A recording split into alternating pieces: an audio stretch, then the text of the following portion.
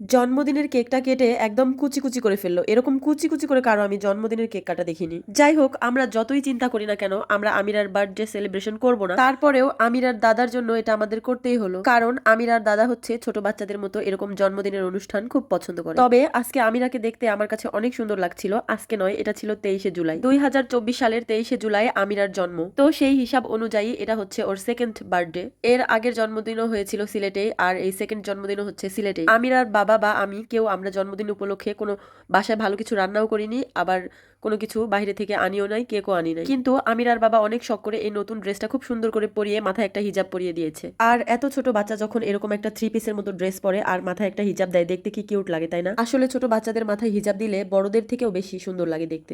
যার জন্য হয়তোবা আমিরা আয়নার সামনে গিয়ে ডান্স করতেছিল আর নিজেকে দেখতেছিল বারবার। যদিও আমি সবসময় বা আমরা আমিরা বলে ডাকি, কিন্তু ওর পুরো নাম হচ্ছে আয়েশা সিদ্দিকা আমিরা।